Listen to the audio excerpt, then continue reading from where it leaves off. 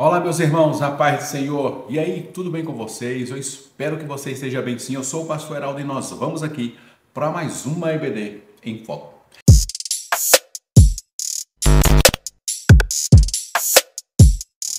Pois bem, meus queridos irmãos, lição de número 7. Nós vamos falar hoje aqui um pouquinho sobre família. E aí nós vamos falar dois aspectos, né?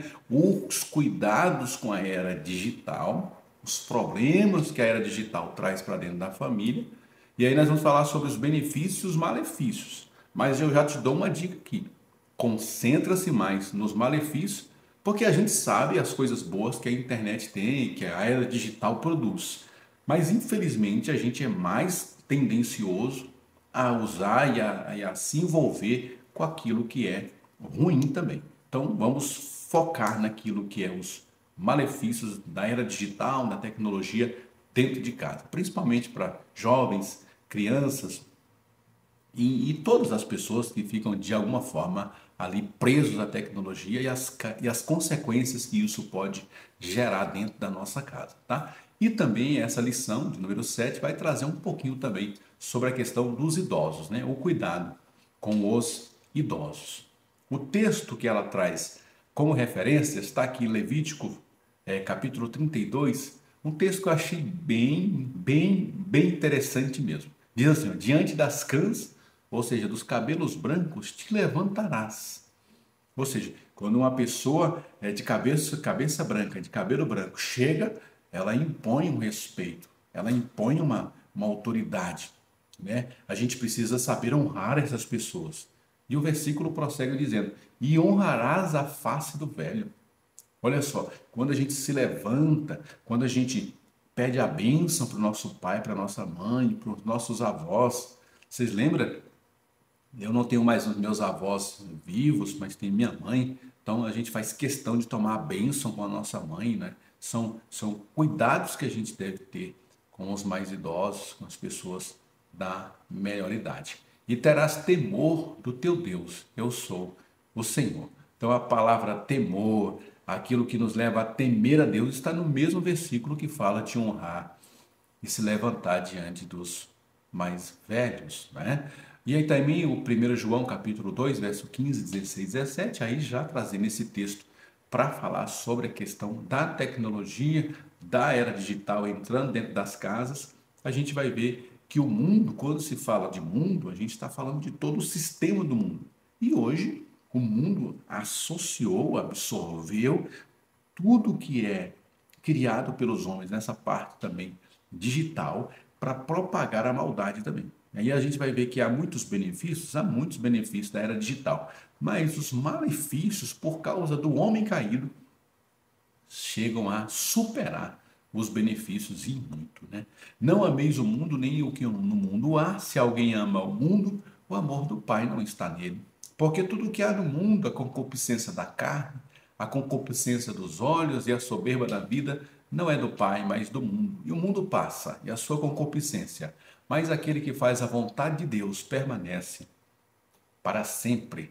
Introdução diz assim: a presente lição apresenta uma oportuna e necessária reflexão sobre o uso das novas tecnologias e a relevância do acolhimento cuidadoso com os idosos. São dois temas que exigem do discípulo de Cristo atenção, oração, discernimento e atitudes coerentes com os princípios bíblicos.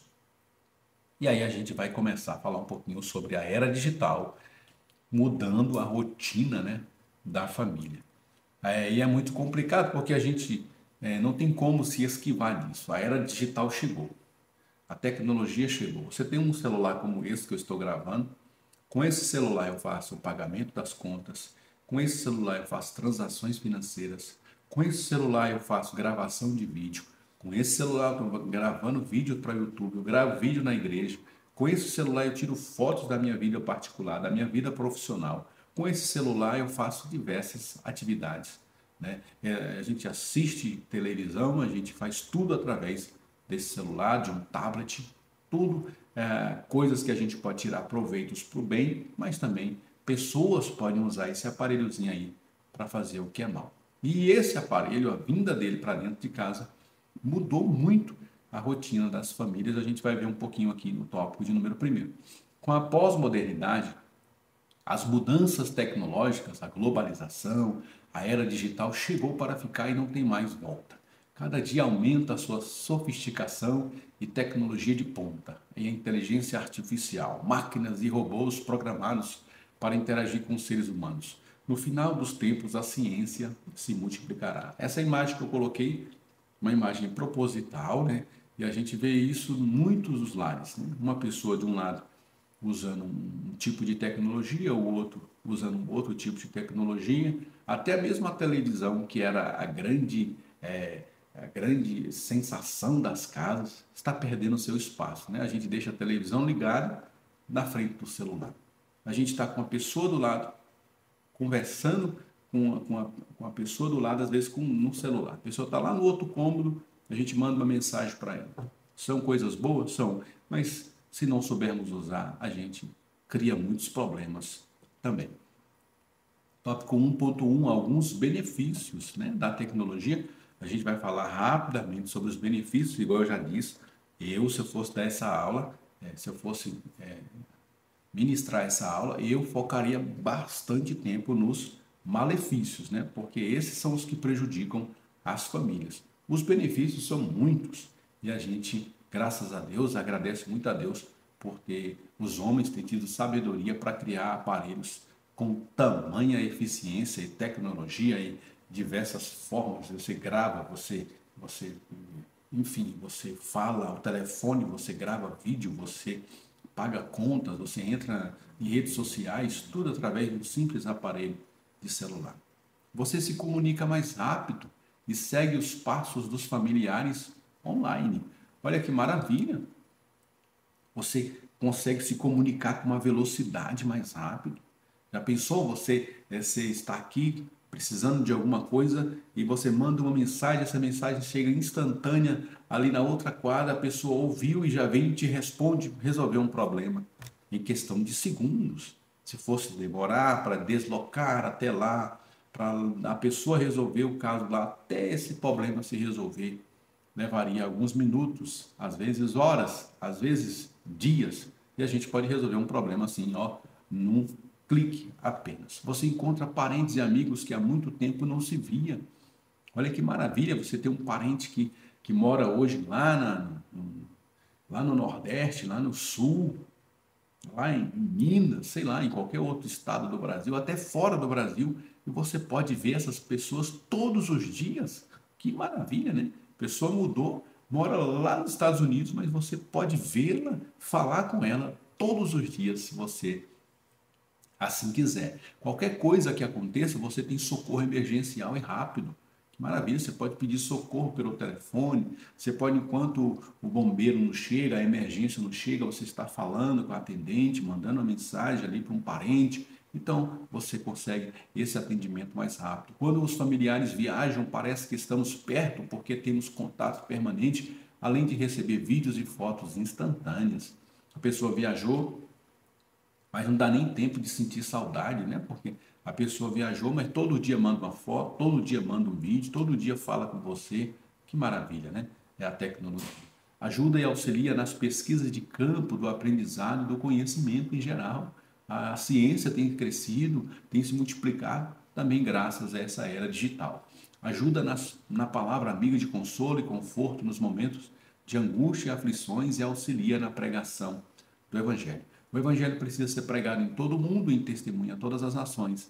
A tecnologia nos auxilia a alcançar esse propósito. Estou gravando um vídeo aqui e esse vídeo pode, através das plataformas do YouTube, Instagram, Facebook, aonde a gente publicar, pode alcançar centenas e milhões, bilhões de pessoas, né? A gente vê vídeos que viralizam, né? Viralizou o vídeo e alcançou várias e várias nações. Foi transmitido para outras línguas, para outros povos, para outras culturas. Imagina um vídeo que fale do Evangelho, viralizando e encontrando corações perdidos. Que maravilha isso será, tá bom? 1.2. Agora nós vamos falar um pouquinho sobre os malefícios da tecnologia, né? Como todas as coisas têm os espinhos, né? E a gente precisa saber lidar com os espinhos. Não é porque o peixe tem espinho, você deixa de comer peixe. Você tem que aprender a comer só o filé e deixar o peixe para lá, os espinhos do peixe para lá. Assim também a tecnologia, ela tem os benefícios, mas tem os malefícios. Tem a carne boa, mas tem os espinhos. E a gente precisa saber lidar com isso. É por isso que a lição eu focaria muito na parte dos malefícios para a gente sempre estar alertando, porque a nossa tendência humana é sempre flertar com o perigo, é sempre ser inconsequente. A natureza caída sempre vai querer movimentar-se para o lado do pecado. Por isso que a gente o tempo todo tem que estar ligando esses sinais de alerta nos nossos irmãos. Precisamos ter discernimento sobre o que deve ser usado e o que deve ser ignorado.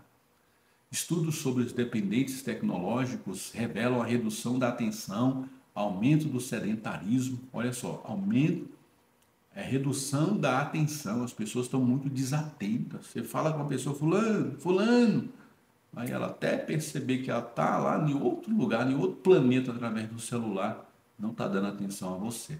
Aumento do sedentarismo, é óbvio, as pessoas muito tempo sentadas, muito tempo falando ao telefone, muito tempo resolvendo todos os problemas através do celular. Você não precisa mais caminhar para o banco, você resolve tudo no celular. Você não precisa ficar horas na fila de uma lotérica, você paga todas as suas contas aqui pelo telefone.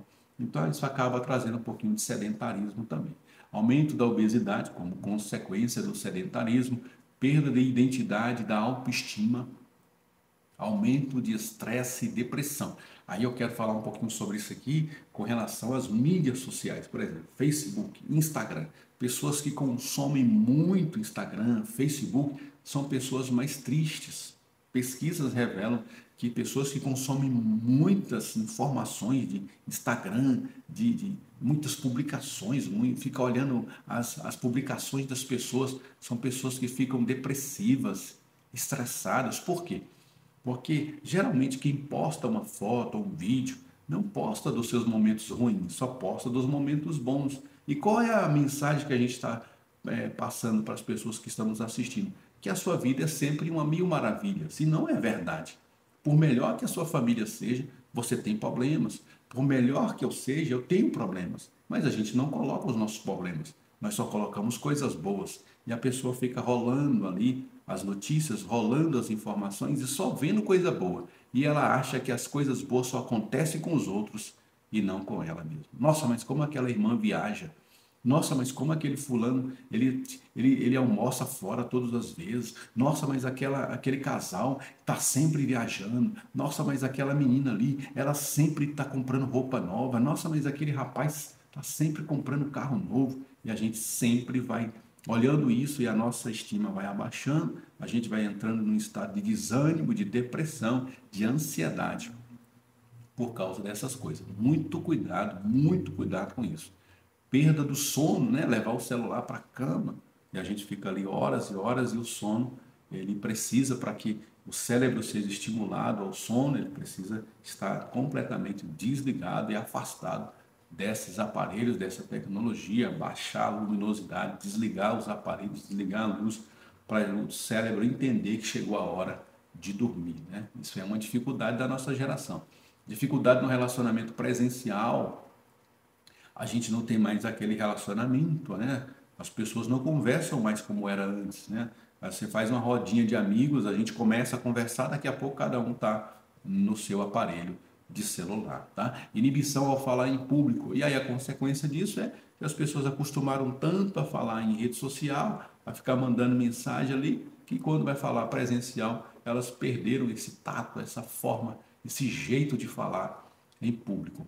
A falta de contato com as pessoas de forma presencial é uma perda de relacionamentos mais afetivos, a isolamento das pessoas que não nos passam mais o seu calor humano. As redes sociais aproximam as pessoas que estão longe e distanciam as que estão perto. Eu não sei se você já viu essa imagem, né? As pessoas sentam uma do lado da outra aqui, num banco na calçada da praça. E aí elas chegam, não dão nem bom dia uma para a outra. Sentam ali, passam uma hora, às vezes conversando com uma pessoa que está lá a milhares de quilômetros de distância, com outras pessoas, fazendo amizades em grupos sociais, em redes sociais, fazendo relacionamentos, amizades com outras pessoas que elas não conheciam, vão passar a conhecer a milhares de quilômetros de distância, mas a pessoa que ela sentou do lado, está uma hora sentada do lado, não sabe nem dar bom dia para aquela pessoa. Isso também é um problema do nosso tempo. Quando se passam muitas horas nas redes sociais ou na internet, vira vício, a pessoa fica dependente e escravizada. Há coisas lícitas, essas que não convém fazer, nem se deixar ser dominado por elas, por coisas que não, por coisas que não edificam. Ou seja, tem coisas que são lícitas, você pode fazer, você pode estar ali na sua rede social, fazendo as suas publicações, mas tem coisas que não convém, tem coisas que não, que mesmo que não seja errado você fazer, é bom que se evite a exposição da vida, a exposição da família, a exposição da sua imagem nas redes sociais. São coisas que é bom que se evite, além, aí a gente vai entrar mais para frente, aí tem coisas que já descambeia para o lado do pecado, da promiscuidade, né, da pornografia, aí você já começa a caminhar para o lado da carnalidade. Tá? 1.3, outros perigos da tecnologia. Você estará em contato com grupos de extermínio, grupo de terroristas, grupo de suicida, grupo de anarquistas e de baderneiros, grupo dos pedófilos. Ou seja, você entrou aqui no computador, no celular, entrou na rede social, você não tem limite para isso. Daqui a pouco você pode estar participando, sem querer, querendo, de algum grupo assim que, inclusive, está sendo investigado pela polícia. E você pode estar entrando numa armadilha, num problema, sem nem ter se ligado. Jogos violentos que mexem com a cabeça dos internautas, principalmente crianças e adolescentes. Desenhos com mensagens subliminares captadas no subconsciente do cérebro humano, principalmente para pegar a mente das crianças, né? Tem alguns desenhos aí que são terríveis, vem contra a Bíblia, contra a família, contra os costumes cristãos, contra a ordem, contra a decência, e a gente vai deixando as nossas crianças assistirem esses filmes, desenhos por aí. A nossa luta não é contra a carne e o sangue, mas contra os principados, contra as potestades, contra os poderes deste mundo tenebroso. O perigo da compra de objetos ou aparelhos pela internet, onde as empresas são fantasmas e dão promoções, e as pessoas, no afã de conseguirem aquilo que elas mais queriam, investem em consórcios, plano de viagem, equipamentos que são verdadeiras ciladas para atrair os incautos, os inocentes. E é um perigo, porque às vezes a propaganda ela é tão bem feita, ela é tão bem elaborada, que você está caindo num golpe e está achando que está se dando bem. Né? A maioria das pessoas, ao caírem num golpe, elas vão cair no golpe porque elas querem se dar bem. Elas querem dinheiro rápido, retorno rápido, e tudo que é rápido demais é perigoso. E é justamente aí que eles vão pegar algumas pessoas aí como vítimas desses golpes, né? E a gente vai ver no tópico de número 2 a partir de agora, que é a tecnologia e a iniquidade, né? Ou seja, a tecnologia é uma coisa boa, mas ela pode potencializar a iniquidade dos homens. Aquilo que às vezes você custaria muito para fazer, e aí teria que convencer uma pessoa, duas pessoas, três pessoas, para poder disseminar o mal, a tecnologia ela vai conseguir disseminar muito mais rápido a iniquidade, a maldade do coração dos homens. Iniquidade no grego, anomia, significa uma condição daquele que não cumpre a lei. No português, caráter daquilo ou daquele que é iníquo, que é contrário à equidade. O próprio Jesus chamou a atenção sobre o assunto. A tecnologia é uma ferramenta formidável que só não sabemos utilizar ao tirar proveito dela no dia a dia, o que acaba trazendo mais malefício do que benefício. 2.1. Os embaraços aos pecados nos rodeiam. A vigilância deve ser a marca registrada do cristão. Um simples vacilo pode nos custar a fé, a vida espiritual e, por tudo, a perder. E a gente vê muitos líderes, até líderes, homens graúdos, famosos, grandes, se perdendo aí, através também de rede social. Conhece uma pessoa, começa a se relacionar naquela amizade virtual, e às vezes não teve nem contato com a pessoa, a mulher descobre, já pode perder o casamento, já aí, viu? Há um grande perigo de cedermos à tentação e cairmos em pecado. Na verdade, o espírito está pronto, mas a carne é fraca. Necessário se fazer estarmos revestidos de toda a armadura de Deus, não apenas de algumas partes, mas todas, pois assim todas as áreas da vida estarão protegidas contra as astutas ciladas do diabo. 2.2. A tecnologia é uma forma de oferecer produtos, prazeres e distração. Eu quero frisar aqui essa palavra distração. Como nós temos nos distraído com essas coisas. Meu Deus do céu, é incrível como a gente tem dificuldade de pegar um livro para ler, pegar a Bíblia para ler, tirar um minuto de oração. Mas a facilidade que a gente tem de ficar horas acessando aqueles vídeos, né, do TikTok, do YouTube, do Instagram, a gente fica rolando aqueles vídeos horas e horas. A facilidade que aquele negócio traz para nós. Como que aquilo atrai as pessoas. E foi fabricado e foi produzido justamente para te atrair. Toda vez que você curte um vídeo, o próximo vídeo vai ser mais ou menos na mesma temática. Então é feito para te prender mesmo, para me prender.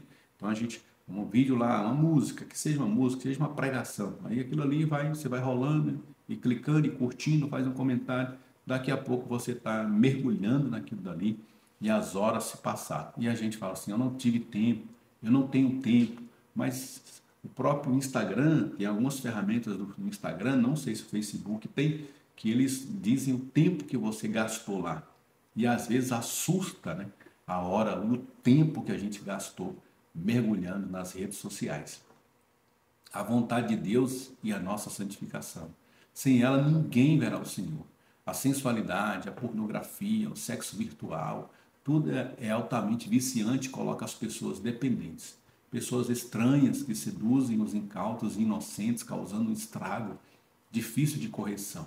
As pessoas usam perfis falsos que levam muitos a confiar em pessoas que nunca viram e não sabem nem quem são. Né? Isso é perigoso, causa distração, perca de tempo, que a gente precisa ter sabedoria para administrar isso. É uma tecnologia, é uma ferramenta boa, inclusive eu estou usando aqui minhas redes sociais para falar com você, para trazer essa palavra, mas se a gente não tomar cuidado, a gente perde tempo, a gente perde a fé, a gente perde a família, é muito perigoso. 2.3, a iniquidade entra em casa pela porta da sala. O relativismo cultural é um desafio para o cristão, porque hoje em dia tudo está sendo considerado normal por muitos. A Bíblia diz, não vos conformeis com este mundo.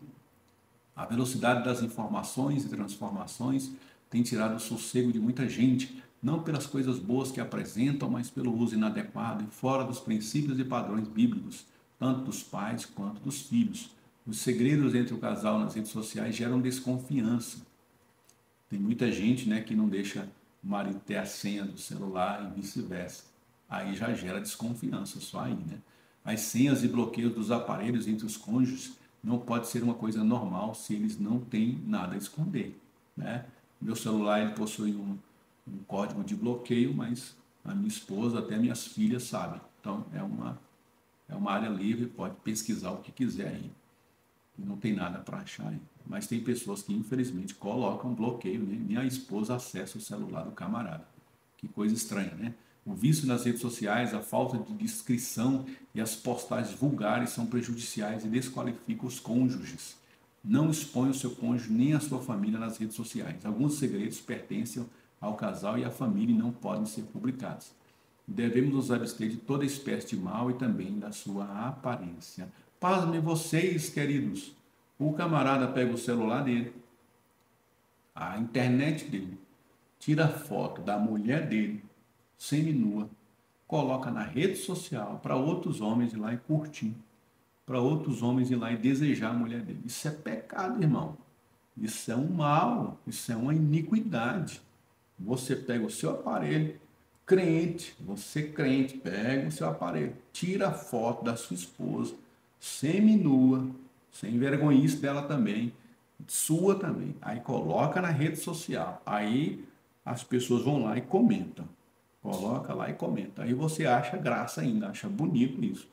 Ainda das pessoas ficarem desejando a sua esposa, ou sua filha, ou a sua mãe, ou sua amiga, ou quem quer que seja que você expôs aí na sua rede social. Tomem muito cuidado, o nome disso é iniquidade, irmão. E Deus vai vir como testemunha veloz contra essas coisas, contra essas pessoas, tá? Muito cuidado com isso. Muito cuidado com a exposição da sua vida, né? Tem pessoas que não podem tomar um café sem publicar na rede social, irmão, pelo amor de Deus. Se os bandidos quiserem te sequestrar, entrar na sua casa, eles vão saber tua rotina todinha, você está dando toda a letra.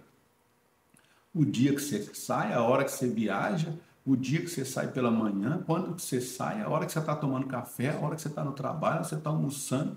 Se a pessoa quiser entrar na sua casa, ela é só olhar a sua rede social que ela vai ver a hora que vocês estão em casa e a hora que vocês não estão em casa. Muito perigoso isso, né? Tem muitos assaltantes que vão por esse caminho e sabem exatamente a hora que aquela pessoa não está em casa por causa da rede social dela. Vive o tempo todo publicando. Não pode ir na esquina comprar um pão que publica que foi comprar um pão para tomar café. Misericórdia, irmão. Que a gente tenha o maior temor de Deus nesse momento, em nome de Jesus. Virando aqui a página e também o assunto, nós vamos para o tópico de número 3 e vamos falar de um assunto completamente diferente. Então, voltando lá no tópico 1 e 2, se eu fosse você, se eu fosse dessa lição, eu bateria na tecla dos malefícios.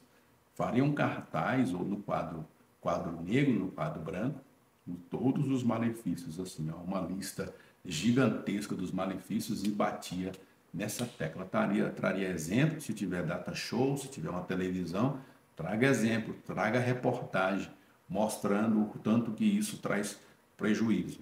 Pega as pesquisas que tem na internet aí, falando sobre pessoas que consomem Facebook, Instagram em muito tempo, o que isso causa no cérebro das pessoas.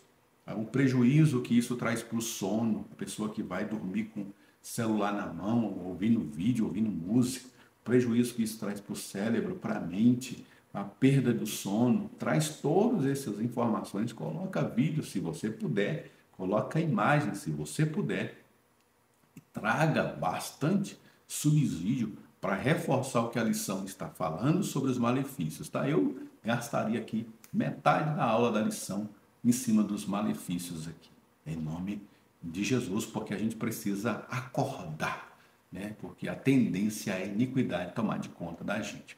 E aí o tópico de número 3, nós vamos falar de um assunto completamente diferente, nós vamos falar um pouquinho sobre a família e o dever para com a terceira idade, ou seja, os idosos. São considerados terceira idade todos aqueles que completam 60 anos. Acredito que até eles vão ter que, daqui a pouco, fazer uma redefinição do idoso com 60 anos, porque a gente, graças a Deus, tem visto muitas pessoas chegando a 60 anos com uma vitalidade, com uma saúde muito esplendorosa, né? Graças a Deus, com o avanço da medicina, com o avanço da tecnologia, também a gente tem ganhado mais anos de vida. Então, a pessoa hoje com 60 anos, comparado com uma pessoa com 60 anos, ali nos anos 1800, no início dos anos 1900, com certeza é uma pessoa completamente diferente, muito mais saudável.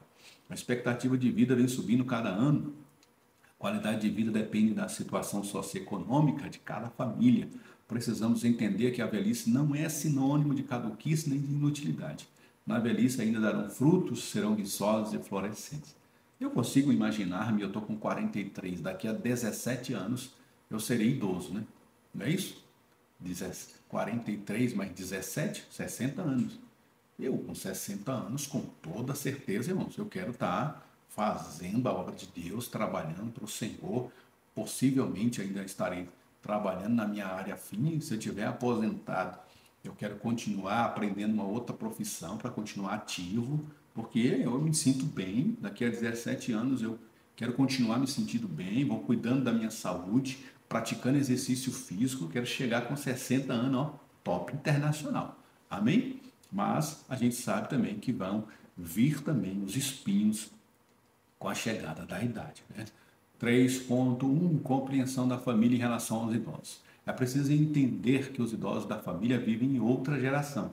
Eu fiz questão de destacar essa frase aqui, porque imagina a cabeça de uma pessoa que hoje está com 60, 70 anos, ela viveu ali nos anos 50, 60, 70, a sua juventude. Então essa pessoa viveu numa geração completamente diferente da nossa. Eles não tinham televisão, eles não tinham acesso, a maioria, né? Porque quem tinha condições vai ter acesso a essas coisas. Mas era bem precário o acesso a computador, televisão, acesso a jornal, acesso à informação. Eram pessoas que trabalhavam, que tinham mais filhos, né? Hoje em dia a gente tem menos filhos do que os nossos pais tiveram. E aí são gerações completamente diferentes da nossa. Então há um choque normal, tá? É normal que eles meio que não aceitem o que essa geração está fazendo e essa geração meio que deixa eles de lado porque os considera antiquados e até atrasados, né? Mas é normal por causa das gerações que são completamente diferentes e opostas, digamos assim.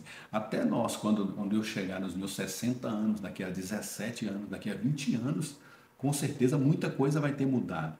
E talvez eu já não queira mais acompanhar, eu não queira mais esse acompanhamento dessas coisas, então eu vou ficar antiquado também. E a gente vai precisar da compreensão das pessoas que estiverem lá conosco, se assim Jesus não tiver voltado, né? Os usos, costumes, tradições eram outros. A velhice rouba a visão, aí vai entrar os problemas físicos, motores, né?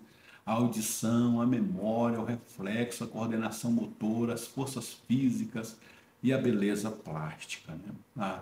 Tudo vai se tornando mais lento, mais devagar, mais dificultoso, e aí a gente vai contar com a ajuda dos parentes e familiares para esse auxílio, né? Alguns idosos ainda possuem um excelente potencial que poderá ser aproveitado, mas precisam de oportunidades, incentivos. Um cristão não abandona os seus familiares idosos, mas dá-lhes a devida atenção.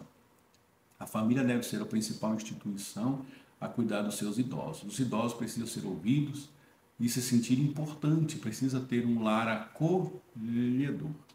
Maravilha. 3.2, compreensão dos próprios idosos. Aí é o idoso olhando para dentro de si, né? E vendo aquilo que Deus deu a ele, né? As experiências que Deus deu a ele, né? Olha, chegar com 60, com 70 anos num mundo tão tenebroso é um privilégio, né? Já pensou eu chegar com meus 90 anos, 80 anos? Que maravilha! Com tantas dificuldades, com tantos perigos que a gente enfrenta hoje, a gente viver tanto tempo é uma bênção de Deus, e ainda mais com saúde, com vitalidade. Que privilégio, né? Mesmo que a vida não lhe tenha proporcionado a realização de todos os seus sonhos, ela é um dom de Deus, um presente dado por Ele, por isso seja grato, né? A longevidade vem de Deus, Deus é quem dá esse presente para as pessoas viverem muito tempo. O jeito que a pessoa encara a velhice se torna realidade em sua vida, né? Você pode viver uma velhice cheia de saúde, cheia de vitalidade, criando novos horizontes, enfrentando novos desafios, ou você pode simplesmente se entregar e viver uma vida pacata, né? E aí cada um escolhe do jeito que quer viver. A terceira idade pode se tornar para uns um pesadelo, mas para outros é a etapa para aproveitar ainda mais os momentos de felicidade. Talvez é o momento de viajar mais, de fazer um novo curso, uma nova faculdade, por que não? Aprender uma coisa que você queria fazer e nunca teve tempo, agora tem tempo aposentado, que maravilha isso seria, né? É preciso envelhecer com sabedoria, não sendo pessoa ranzinza, turrona, rabugenta, reclamadora, iracunda. É preciso ter cuidado com a ociosidade, não entregar os pontos como já estivesse morto, mesmo em pequenas proporções. É possível desenvolver tarefas, né? 3.3, compreensão da responsabilidade dos idosos. Os homens idosos devem ser sábios, respeitáveis, sensatos, constantes e sadios na fé. É até o texto que nós lemos lá no início, né, do nosso texto de referência. Porque as pessoas vão olhar para nós, vão olhar para essas pessoas já da terceira idade, elas vão se colocar de pé diante delas, elas vão honrar essas pessoas, né? Imagina uma pessoa de certa idade, uma pessoa que não tem o devido respeito, que não se dá o devido respeito. Como que é horrível e é feio isso, né?